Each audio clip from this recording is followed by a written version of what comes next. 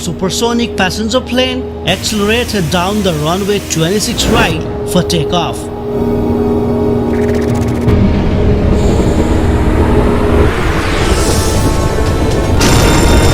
The aircraft lifted off the runway with flames hanging on its left wing.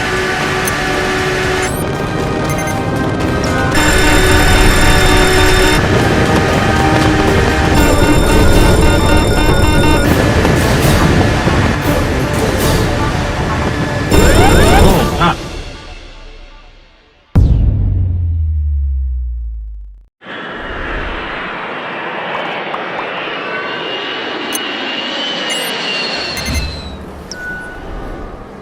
25 July 2000. Charles de Gaulle Airport, France. A Concorde operated by Air France was on its international charter flight to John F. Kennedy International Airport, New York, United States. The flight was chartered by German company named Delman Cruises. The passengers would fly to New York, then board the cruise ship named MS Deutschland for their 16 days cruise to Ecuador. On board the flight were 100 passengers and 9 crew members. While the aircraft was boarding, the crew contacted ATC and requested the whole length of runway 26 right for takeoff.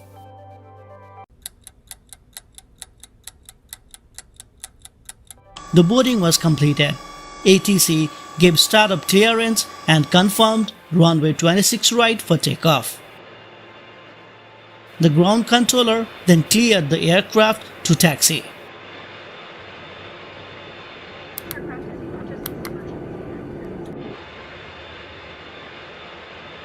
The captain, named Christian Marty, 54 years old, had been with Air France since 1967 with the experience of 13,477 flight hours, including 317 hours on the Concorde.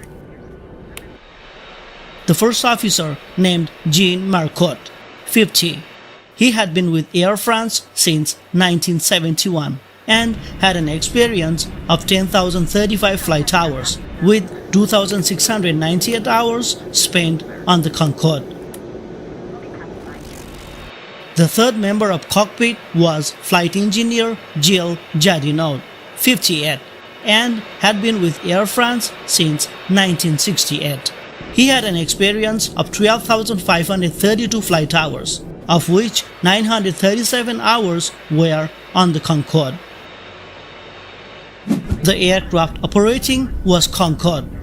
It had its maiden flight on 31 January 1975. Then the aircraft was purchased by Air France on 6 January 1976.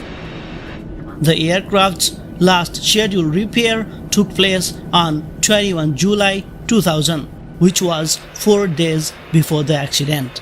There was no problems reported during the repair. The aircraft had flown about 11,989 hours in 4,873 flight cycles. The wind was light and variable. ATC reported the wind as 8 knots tailwind as they lined up on runway 26 right.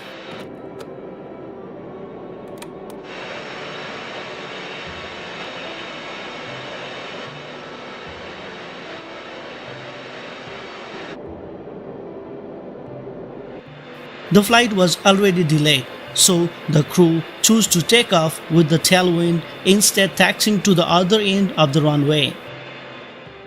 2 aircrafts were ahead of Concorde, a DC-10 operated by Continental Airlines and a Boeing 747 operated by Air France. Both of the aircrafts took off from runway 26 right.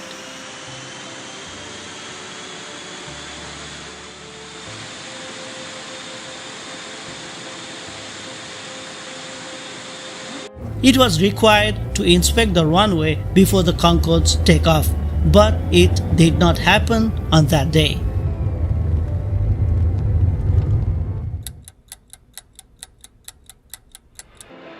ATC cleared Flight 4590 to take off with the current wind information. The captain applied the takeoff thrust.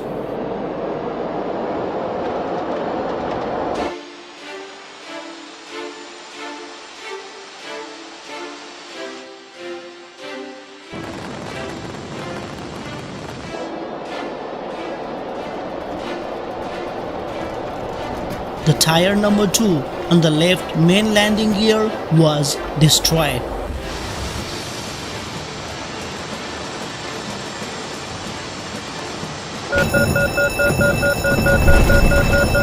The large piece of rubber separated from the tire and hit underside of the left wing.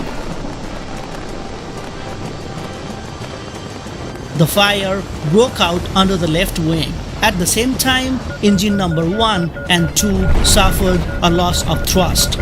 These all happened within a second.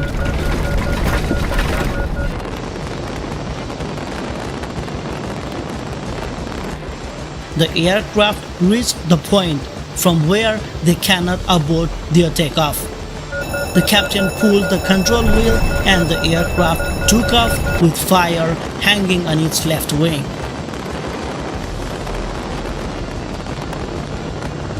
When the controller saw the flames behind the aircraft, he instantly informed the crew about that.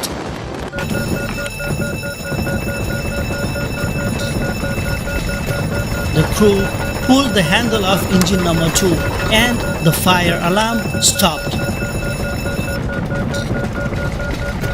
Without the power of 2 engines, the airspeed started to drop rapidly.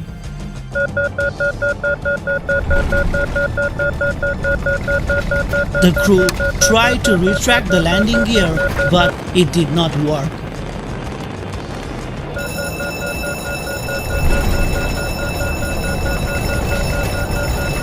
The first officer informed ATC that they were trying Le Bourget Aerodrome, which was just in a distance of few kilometers.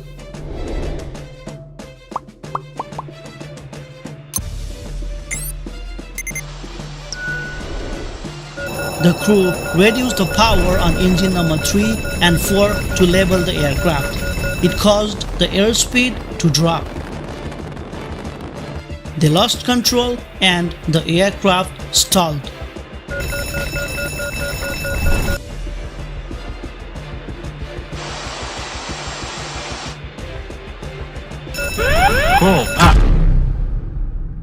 The aircraft crashed into the hotel and was immediately engulfed in fire. This killed all 109 people on the plane and 4 on the ground.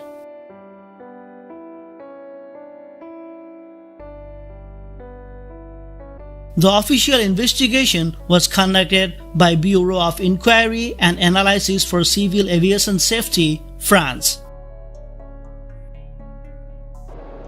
According to the investigators, the aircraft was overloaded by 810 kg above the maximum safe takeoff weight.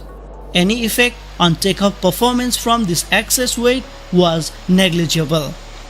After reaching takeoff speed, the tire of the number 2 wheel was caught by a metal strip lying on the runway. The metal strip had fallen from the thrust reverser cowl door of the number 3 engine of a Continental Airlines DC-10, which had taken off from the same runway 5 minutes before Concorde.